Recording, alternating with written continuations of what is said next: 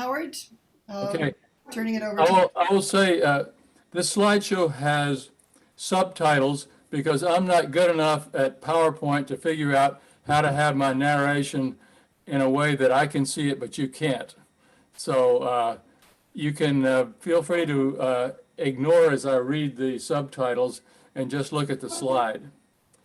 Okay, here we go. Screen share.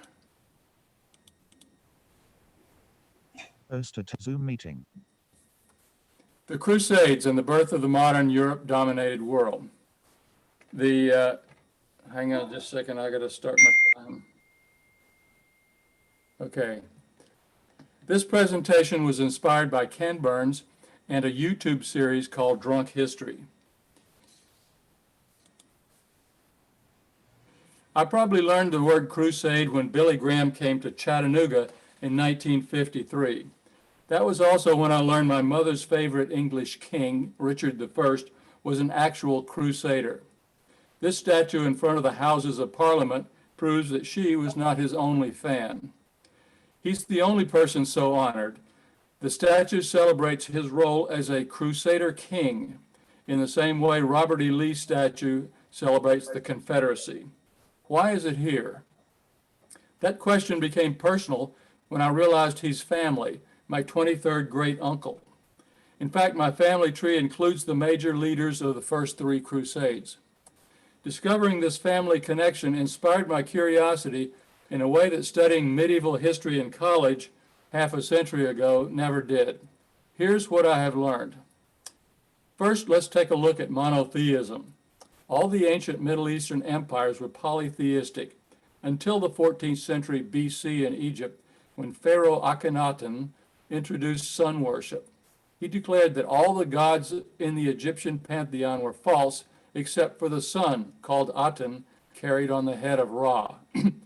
This doctrine died with Akhenaten and his queen Nefertiti because their son King Tut restored the old gods. Polytheism reigned supreme in the Middle East for another 700 years. As late as the 7th century BC, even the Hebrews of Canaan worshipped many gods. Jewish monotheism, destined to eventually dominate the world, first appeared after 586 BC when Nebuchadnezzar conquered Jerusalem and carted the Jews off to Babylon. During their 70-year Babylonian captivity, the Jews wrote down their history for the first time. In composing the Torah, they backdated their monotheism to creation and the Garden of Eden, claiming that Jews had always worshipped only one God. 9 centuries later, in the 4th century AD, through the spread of Christianity, the Jewish God of Abraham was on the verge of extinguishing the entire Roman pantheon. Centuries of persecution had failed to destroy the Christians, so Emperor Constantine capitulated. If you can't beat them, join them. But Constantine had a problem involving Rome's crucifixion of the very Jesus who founded the religion he was now promoting. Crucifixion was a uniquely Roman form of public torture death designed to be as traumatizing to the people who observed it as it was to its victims. The bodies were left hanging until vultures had picked the flesh off the bones. Religious depictions usually show nails in the fleshy parts of the hands and feet. The nails were actually driven through bone. Death came by suffocation when the pain of pulling up to inhale became too great to bear. You may not have noticed the crucifixions decorating the arena the first time you saw this picture. There they are. Constantine's problem was solved in 325 AD by the Council of Nicaea and the Nicene Creed. The Creed said nothing about Jesus' career as a healer and preacher or about the Golden Rule. The Nicene Creed focused exclusively on Jesus' birth and death, ignoring his life and ministry. It said he was God, part of a Holy Trinity, and implied that the crucifixion was God's idea. Arius of Alexandria, leader of the non-Trinitarian Christians, objected and was branded a heretic. Arius is shown here under the feet of Constantine and the Nicene Council.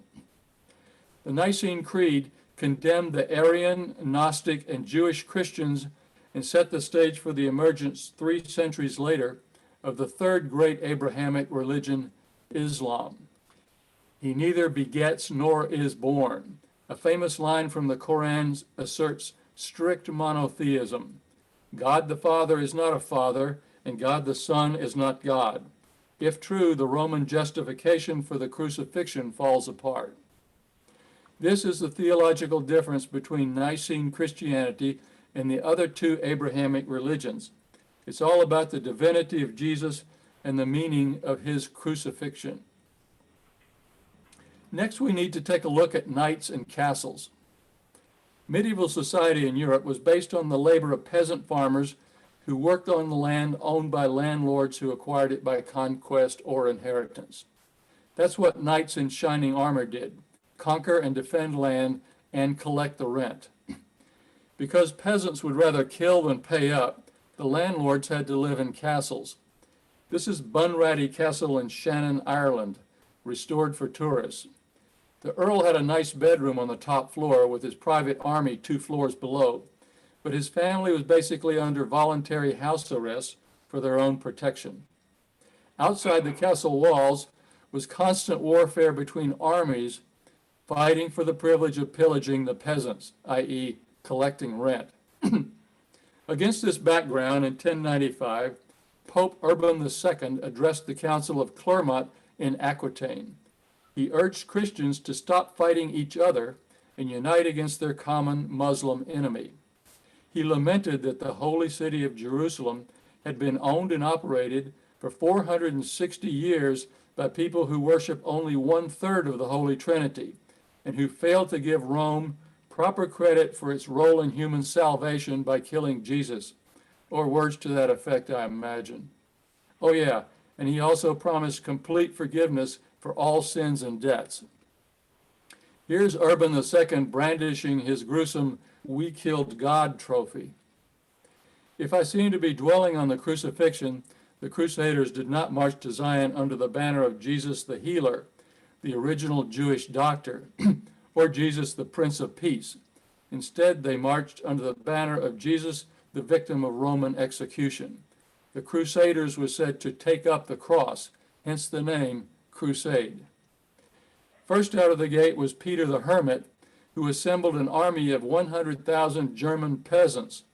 His People's Crusade of 1096 killed 12,000 Jews as they passed through the Rhine Valley.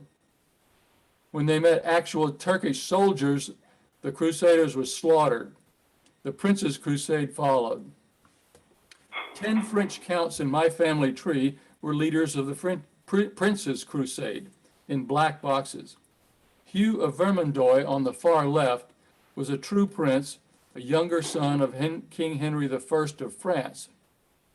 His older brother, right over here, his older brother, inherited the throne as Philip I, called the Amorous because at age 40 he ditched his wife of 20 years, Bertha, and married Bertrade, the wife of the Count of Anjou. The happy couple were excommunicated by Pope Urban II for adultery and bigamy. Bertrade was described as a woman whom no good man ever praised, save for her beauty. Excommunication prevented Philip from joining the crusade. Darn. So his brother Hugh went. Hugh came back early with a reputation for cowardice that embarrassed him so much he signed on for the minor crusade of 1101 and got himself killed. Fortunately for his progeny, he left behind a very fertile daughter named Isabel. By the way, a box with a red border indicates a direct ancestor. A green border means an aunt, uncle, cousin, or in-law. With notable exceptions, taking up the cross tended to remove one from my direct gene pool. The two crusaders on the right, Bohemond and Tancred of Taranto, joined the Prince's Crusade as it passed through Italy. During the Norman conquest of England in 1066, there was also a Norman conquest of southern Italy. Who knew? It created the Norman Kingdom of Sicily. Taranto is in the boot of Italy. It was a good place for crusaders to pick up an extra army or two. Back home in the south of France, the standalone county of Toulouse, blue, was surrounded by the Duchy of Aquitaine, red. Count Raymond IV of Toulouse was a major crusade leader. Here he is on the left. His older brother, William IV, inherited Toulouse, but he asked Raymond to rule it while he went on pilgrimage to Jerusalem in 1088. The Muslims welcomed unarmed Christian pilgrims, by the way. William came back and died, leaving his daughter Philippa as heiress. Raymond said, "Toulouse is mine now since you're a woman." Philippa said, "No way, Uncle Ray. And anyway, I'm the new Duchess of Aquitaine. I just married the Duke." The Duke and Duchess made a quick land grab. Raymond said, "It's still mine, but I'm going on the Prince's Crusade and I won't be coming back. You can fight it out with my son Bertrand." Then two things happened. Duke William mortgaged Toulouse back to Bertrand so he could raise an army for the minor crusade of 1101. Returning alive, he ditched Philippa for another man's wife, a common tale but true. Toulouse remained independent from Aquitaine. The three brothers on the right were sons of Count Eustace II of Boulogne. Their father rose to prominence as an ally of William the Conqueror in 1066. Robert Curthose on the left, the eldest son of William the Conqueror, was scheduled to inherit England, but his younger brother Henry seized the throne while Robert was away on crusade. Stephen of Blois in the middle had the same experience as Hugh of Vermandois. Deemed a coward on the first crusade, he returned with the crusade of 1101 and got himself killed. Altogether, 7 of our 10 princes hailed from northern France. Godfrey, in the middle of the three brothers, inherited a castle in Bouillon in modern Belgium, which he sold to pay for his army. In return for that investment, he became the first Crusader king of Jerusalem, although his brother Baldwin, the second king, was the first to use the title of king. Now, because the People's Crusade had caused so much damage in Hungary, when Godfrey's army passed through, his brother Baldwin was held captive as a security deposit. The armies converged on the Christian Constantinople, now Istanbul, and then fought their way across Muslim Turkey to begin the siege of Jerusalem in the June of 1099. Jerusalem was and is a walled city. A Jericho trumpet maneuver failed to bring the walls down. We all know the Trojan horse story. Greek soldiers hid inside a wooden horse and opened the city gates from the inside. That story never made any sense to me. What does make sense is a siege tower, a wooden horse on wheels that gets soldiers over the wall so they can fight their way down and open the city gates from the inside. Godfrey ordered one to be built in Jerusalem. This medieval depiction of the siege of Jerusalem shows the siege tower. You can see it right here. Godfrey selected this spot on the north wall of Jerusalem and rode the tower as it pushed up to the wall. He and his knights stepped out firing crossbows. Herod's gate on the right was not there at the time, so they had to fight their way 300 yards west along the inside of the wall to the Damascus gate and open it. What happened next is the defining event of all 2 centuries of the Crusades.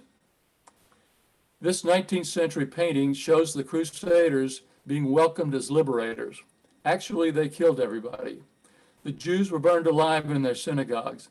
The rest were chopped to pieces. Hands and feet were chopped off along with decapitation so blood would spurt from 5 orifices. There were waist-deep pools of human blood in places. Infants were ripped from their mothers' arms and dashed against the stones.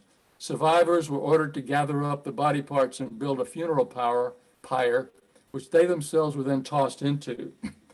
The cleanup was less complete than the massacre because 6 months later the stench of rotting flesh was still pervasive. All this according to Christian accounts. Wow. Tancred took pity on people huddled on the roof of Al-Aqsa Mosque and gave them his battle flag for protection. But while he was busy stealing the golden chandeliers, other crusaders ignored his flag and killed them all. Tancred was pissed, but at least he had his chandeliers.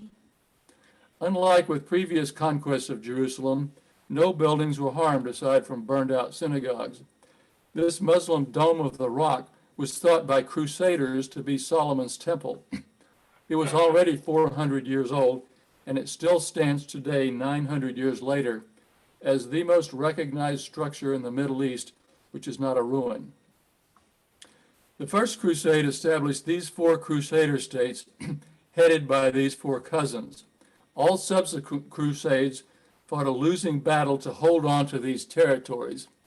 These territories, by the way, were called the Outre-mer, or overseas, and it was the beginning of European colonialism.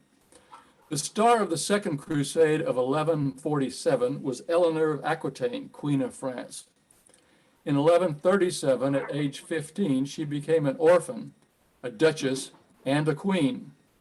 As Duchess of Aquitaine, she controlled the largest piece of France, which made her an ideal bride for her overlord, King Louis VII, age 17. His royal domain was the dark blue area around Paris. He was merely overlord for the rest. When Eleanor when Eleanor as queen persuaded Louis to ransack the county of Champagne in a dispute involving the married lover of Eleanor's sister, Louis was tormented by guilt over the resulting carnage and decided to take up the cross to get right with God. The Pope said that would work. Some have suggested that Eleanor went along for the adventure.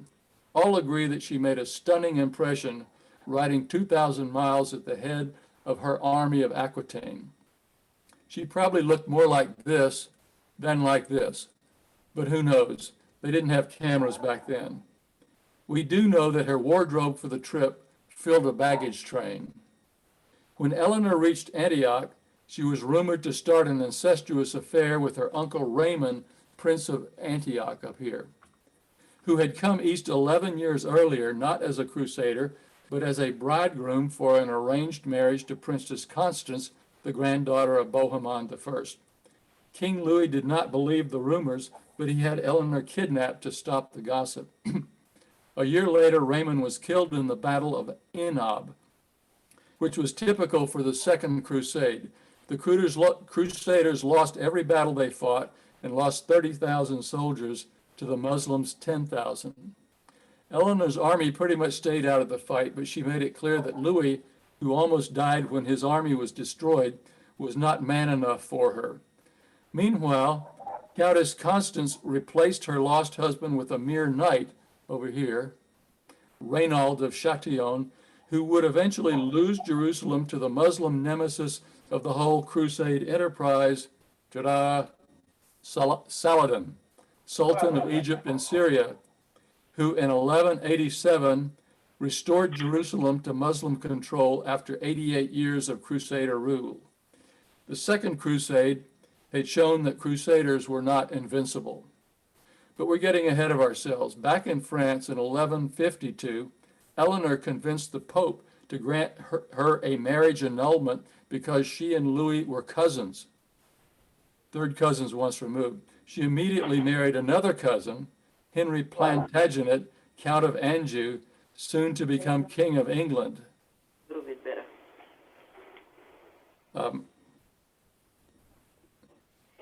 Anjou, the county of Anjou had taken over Normandy, had acquired Aquitaine by Eleanor's marriage to Henry, and would soon add England in 1154 when Henry became King of England. Henry's claim to the English throne was the result of an 18-year civil war called the Anarchy. His mother, Matilda, was daughter and heir of King Henry I of England. As a young widow of the Holy Roman Emperor, she had married Geoffrey Plantagenet, Count of Anjou. When her father died, she claimed the English throne for herself. Her cousin Stephen said, "It's mine 'cause I'm a man." She said, "Fine, our armies will meet on the battlefield." What followed was exactly the kind of ruinous warfare between rivals the Crusades were supposed to prevent. It ended with King Stephen being held prisoner by Empress Matilda. His wife, also named Matilda, purchased her husband's freedom by agreeing that the crown would pass to Empress Matilda's son Henry instead of to her own son. The point of all this is this jockeying for position between counts and kings was just part of the Crusade story. But Henry and Eleanor, outright monarchs in England, remained vassals of her former husband in France. A generation later, on the eve of the Third Crusade, the two kings had been replaced by their sons. Notice this guy up here, King Richard the Lionheart. He's the guy with the statue in front of Parliament. Eleanor, still Duchess of Aquitaine, ruled England while Richard and Philip set out in 1190 on a mission to recapture Jerusalem from Saladin. It should be noted that Saladin had allowed the Christians of Jerusalem to purchase their freedom for $50 each. There was no massacre after his conquest of Jerusalem. The Third Crusade was three armies, each led by a king: Richard for the Anglo-Angevin Empire, Philip for France, and Frederick Barbarossa for the Holy Roman Empire, Germany. Notice that the red line for Emperor Frederick stops in southern Turkey. That's because he drowned while swimming in this Class II rapid of the Göksu River. He probably didn't know the counterintuitive rule of whitewater swimming. Swim on your back with your feet pointed downstream and never let your feet touch the bottom. Most of his dispirited army quit the crusade and went home. The Germans, who remained, marched under the banner of Leopold V, Duke of Austria. They reached the Muslim port city of Acre near the end of its two-year siege, which had become a double siege, with Saladin's army surrounding the Crusaders, who were surrounding the city. Leopold was stalemated until the French and English arrived under Philip and Richard. The city surrendered and Saladin held back. The Crusaders hoisted their victory flags. When Richard saw Leopold's banner, he took it down. Leopold's contribution was insufficient. You may be getting the point that Richard is a bit of a jerk. The flag was desecrated, and Leopold took his army and went home. Big mistake for Richard. Then Philip said, "By the way, I need to be getting home too. You can keep my army. See you later." Philip was left with 2,700 prisoners of war from the city, so he killed them all, one at a time, on a platform high enough for Saladin's army in the distance to watch. Their crime was defending their city and surrendering to Christians. Nobody surrendered to anybody after that. Remember that the Pope promised anybody who went on crusade would be absolved of all sins. So Richard must have been absolved, he must have been done really well in that regard. Richard won all his coastal battles against Saladin, but realized that Jerusalem was too far inland. He congratulated Saladin on being a worthy opponent, abandoned his army, and headed home. He also got a message from his mother saying his younger brother John was conspiring with French King Philip to take over his empire. In Sicily, he learned that Italy and France were closed off to him. He ended up trying to sneak through Austria to the safety of Bavaria, where his brother-in-law Henry the Lion was in charge. In Vienna, he was discovered disguised as a peasant, but one who did not speak German and who was wearing a king's signet ring. Duke Leopold V said, "Well, well, if it's not Flag Boy." Leopold informed his buddy Henry VII, the new Holy Roman Emperor, son of the Crusader who had drowned.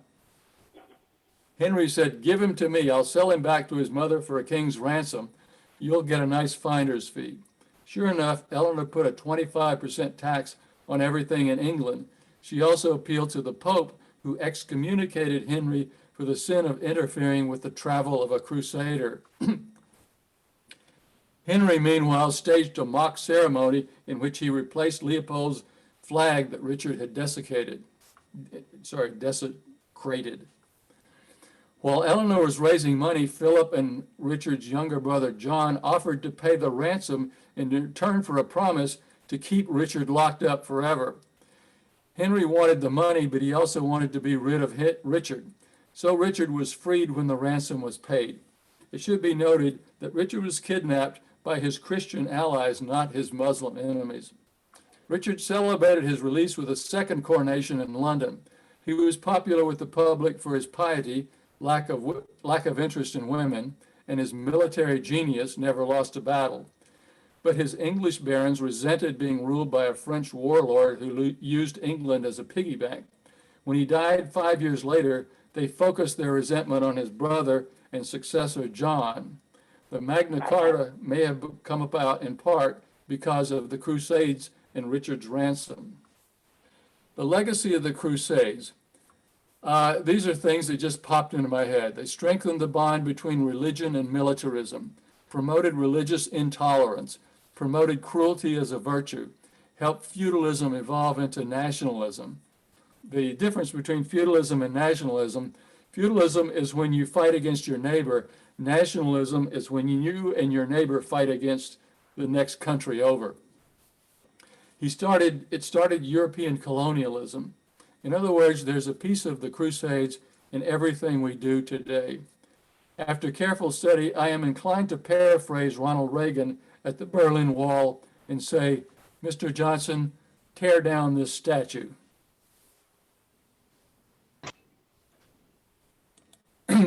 So, those are my thoughts on the Crusade.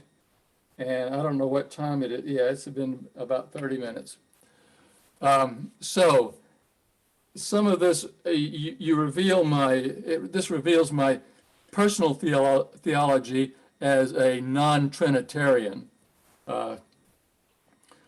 possibly a Unitarian or a Arian Christian. Anyway, as I was working on this studying thing, I kept seeing what Donald Trump was doing and thinking about the medieval kings of Europe. And there's an article in the New York Times today making that exact comparison, comparing him to Shakespeare characters, King Lear, etc. But fortunately, I think we're going to be done with Donald Trump very soon. Anyway, does this story seem relevant to anybody? Is it a proper topic for Howard, excuse me, I'm going to ask you to go back to that blue slide again. And some people may want to take notes and may want to then comment on one or another of your impressions from that. If you can share that again with us. Okay, there's no way I can share that and still have everybody else on the screen, right? Or can I? It will just be briefly, just so that people can see it. We won't have discussion while you have that up. Hosted Zoom meeting. Okay, there we go. Okay, and I will read for Ginny's sake, and then people may think about this, and then we'll take this off the screen. The legacy of the Crusades may be, in part, strengthening the bond between religion and militarism, promoting religious intolerance, promoting cruelty as a virtue, helping feudalism evolve nationalism, starting European colonialism. Okay, so with those thoughts and the others in mind from the presentation about the historic Crusades, thank you, Howard, for showing that again. We'll go to questions and comments, and people can put their names into chat while Howard stops screen share. Zoom meeting. Okay, so Ellen is the first one up. Howard, that was awesome. Thank you so much. And one of the things that I wanted to, oh, can you hear me? Yes. Yeah. I had muted myself. Anyway, one of the things I wanted to congratulate you on is just making this such a personal history. And that's kind of the dream of all history teachers. There's so much in the Crusades that, that could be added. And I really want to congratulate you because you went ahead and researched this on your own. The goal of history teachers is not to teach you every single detail. So if anybody in this chat says, I never learned that in school, well, that's on you, because I'm sure your teacher told you. And you should be like Howard, and then get your books out, get your websites out, watch movies, and you should be like Howard and find out what happened. I could add lots more details. This is what I teach every year, as you know, is medieval history. And there's all kinds of horrible things, details that came out of the Crusades. But you did just a marvelous job, Howard. Thank you so much. Thank you. I want to apologize. You told me to be sure to cover the split between the Eastern Church and the Western Church, and I have a set of slides on that, but I just couldn't cram it into a 30-minute presentation. So that's another story. Okay, next up is Greg. Yeah, I wanted to compliment Howard on the history presentation. And it was first and foremost to me a reminder about how shallow our history presentations in high school and civics are. I think almost everyone doesn't really appreciate the cruelty and the facts behind the Crusades. And more recent evidence that I would present is the British named their main battle tank in World War II the Crusader. Dwight Eisenhower wrote a fantastic personal memoir on his time during World War II entitled Crusade in Europe, 1948. There was no sense of irony here or really understanding what the Crusades was about because Americans have never really been educated about the Crusades. Now, having said that, I did want to challenge one thing, and I confess it's mostly based on my high school history classes, about the legacy of the Crusades. I thought the Renaissance very much had its roots in the Crusades. It was the stimulation of people coming back from the Middle East and some of the trade setups there that spawned a lot of the developments in the Renaissance, which most of us would regard as advances in civilization. I agree, and also it spawned European colonialism, which is why we are here in this country today, and that's not all bad either. Okay, Carl? Just a quick comment, Howard. I think of the many, living with a person that teaches the Crusades every year, as you just heard, one element that I hadn't focused on before is the point you just made again, and that is that this is the beginning of European colonialism, not so much just territorial grabs, which go back to Alexander and so on, but the sense of as you say, over there or overseas. I think that's a very interesting point, and I'll be looking into that more. I've been reading recently a lot of Francis Fukuyama on the origins of political order and so on, and this point is very, I thought that was very astute. Thanks for bringing that up. Thank you. Okay. John? Again, thank you, Howard. Everything you put, my readings, more than half of which have been outside school, agree. In my first introduction to medieval history, and yeah, I'm bragging, was at 7th grade, when for some odd reason I thought that my mother's medieval history book from college would be good reading. And I brought that into my 7th grade history class and used words that neither I nor the rest of the class nor the teacher knew. But I think that what John Dominic Crossan called the co-option of Christianity by Constantine simply led to a lot of stuff. Okay. Moving on to Ursula. I have a question too. Yes, good morning. Thank you very much, Howard. Appreciate it. Of course, I learned a lot about the Crusade, the Kreuzzüge in school. We had extensive history lessons. So what brings me up today, I would like to know where I believe in evidence-based research, and I like, resources. What are your resources? Where did you get this from?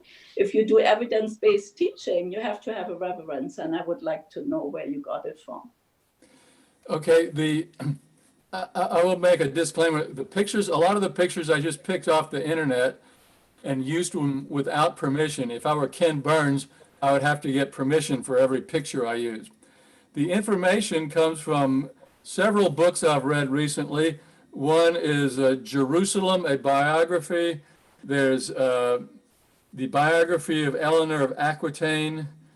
In fact, I've got them sitting over on a desk somewhere. I could grab them and show them to you. But it's about 5 different books that I've read, and a lot of stuff that I found on the internet. It's like when I had a question, I would just put it into Google and come up with several articles.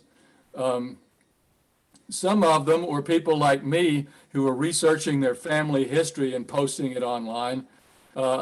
Others were, usually the first thing that would pop up would be the most relevant Wikipedia article. But I have not tried to footnote any of this. Okay. But it's all true. You say that it's true. Okay. So I have to take you for that. Yeah. This is Hi. Jenny. Could you work me in? Yes, Ginny, go ahead. Oh, Howard, I've got a quasi-theological question. You mentioned the Nicene Creed early in your talk, and the background being the idea that it was God's idea, the crucifixion. And I wonder if you see any parallel with verses that we hear at Dumbarton, like God sent God's only son. Do you hear that as the same idea that you mentioned that was the background for the Nicene Creed? Well, I hear everything from, I filter it from my the filter of my Unitarian philosophy. So I take all this as historical stuff, and in the Middle Ages, I would have been burned at the stake if I hadn't kept my mouth shut. Mm-hmm. Okay, we'll leave that one there. Yeah, fair Loretta. enough.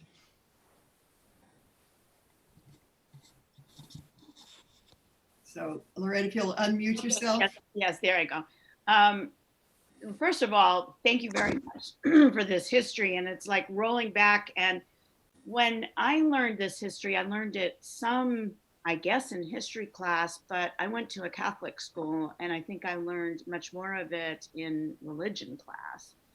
And what you're telling us about the Nicene Creed, I always resisted the Nicene Creed, because to me, I put it in the same category as like the Pledge of Allegiance to the flag, which I just didn't like, that forced adherence to something that I didn't really understand or comprehend.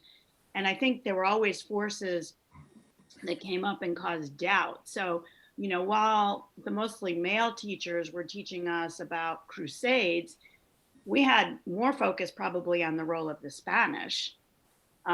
Maybe from a Catholic perspective, I don't really know, but I remember that. And then I remember in life going and visiting that very same castle in Ireland, but going back to hometowns where my family came from in Ireland, and knowing, watching how there was such an effort to build castles and to kind of erase really the indigenous religion of the Celtic people. And I suspect that same thing was happening. Or even, we went to a rural area in England, and you could just see that erasure of the indigenous people. And then I took my kids to Italy, and we went to the village in southern Italy where my grandmother was born. And then we went afterwards to Rome, and it was like, what was happening with the peasant people during all this time? And so I think this history is fascinating. And then it also brings us to the root, I think, of the wars right now that have been going on for centuries in the United States, that have been the lack of cause of peace.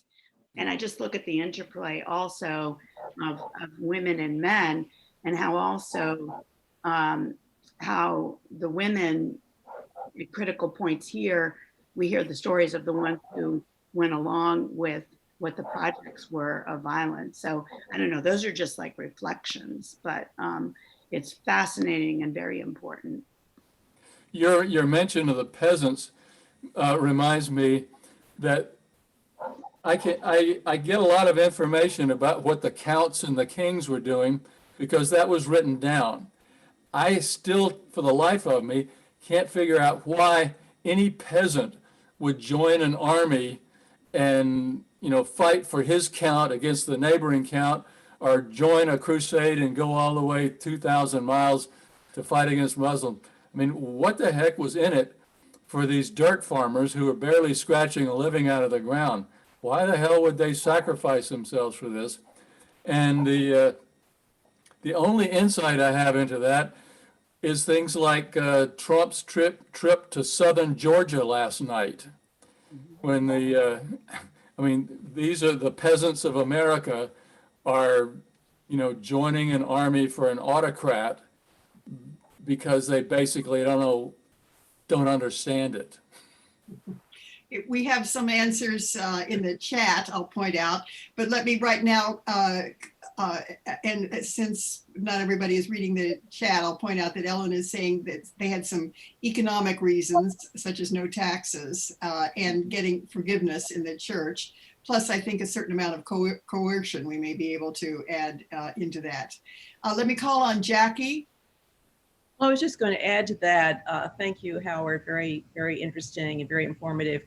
That the Pope told the peasants that if, and it got around to the villages, that it was not just the forgiveness of sins, it was that you would not have to be in purgatory and you would be like a saint. If you gave your life in the crusade, you would bypass purgatory and go directly into heaven.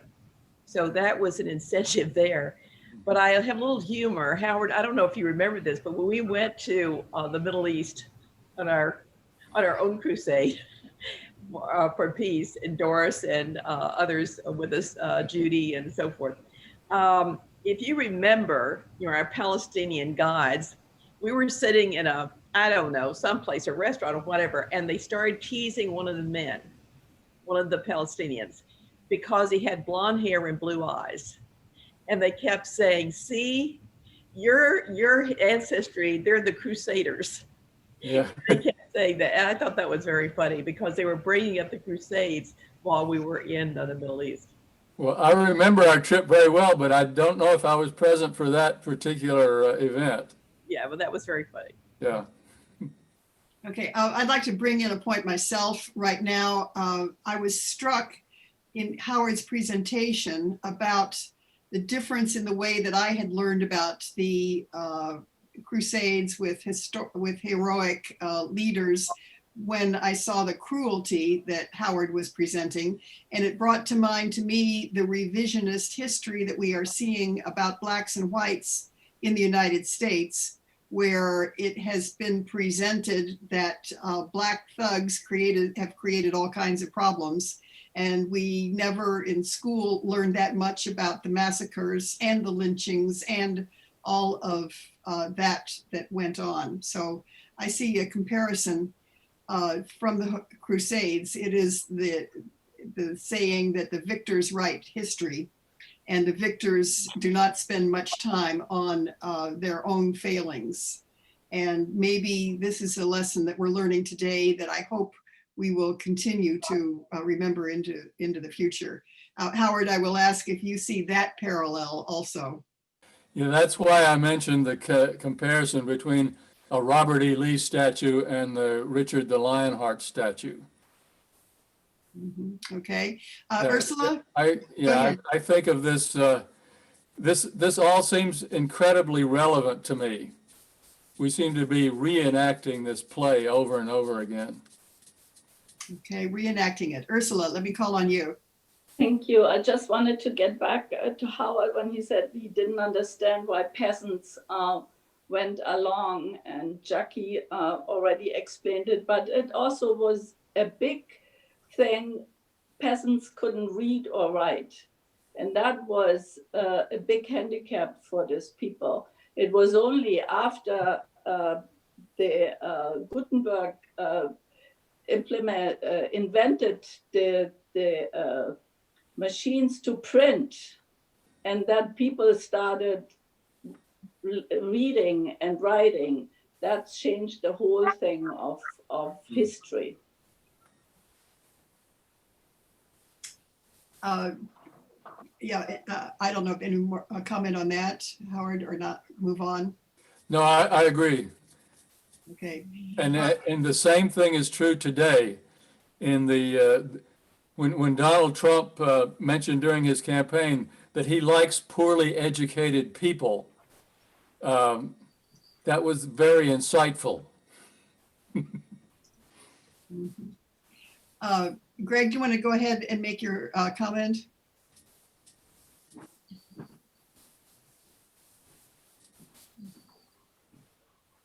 Yeah, I was just noting the irony. Well, I agree with the generalization that history is written by the winners. I do find it ironic that the post-Civil War history of the United States was basically written by the Southern losers. And thus you had US military bases named after Confederate traitors.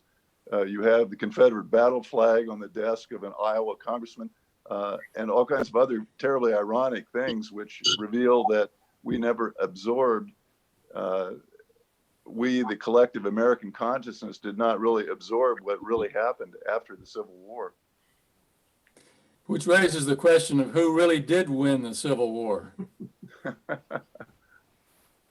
Okay. Any further comments from anyone right now? Well, this is Lorette. I was just like remembering, you know, one thing I remember from high school is for some reason that we had like even this little club called the Legion of Mary. And it was kind of militaristic women who had these prayers. And I think they need to be looked at in this context. So I send them to you. But basically, who is she that cometh forth as the morning rising, you know, fair as the sun, terrible, you know, that Mary was somehow this mediatrix of what, I don't know. And it looks like it's set up to lift up the Trinitarian part of Catholicism adopted. So I just think it's very interesting that, you know, was that also the kind of teaching that there was also some kind of prayer that was given, especially to women. Okay. Yeah, I think in my Presbyterian upbringing, there was a little hint that the Catholics had deified Mary to the point where it was not a trinity, it was a quadrilateral or whatever. Yeah, she's the mediatrix. Yeah. Okay. Okay, everyone. I want you to know, I think that you're going to be having some further thoughts as you digest the what we had here today. I will tell you that, as has often been true, we have a program that is gets us started on a topic and we feel a need to revisit it in one way or another. We are going to kind of come back on something similar to this in the future. I also want to say for those of you who don't know our speaker today or want to know more about him, there is a Wikipedia article that you could read about him. So if you want to do that, you can get further information there. Howard, I want to thank you so much for your presentation today. I think everybody will join me in that. A lively look at history. Yes, very good. So thank you all. I hope you come back next week, and I hope to also see most of you at the worship service at 11 o'clock. So until later, thank you very much.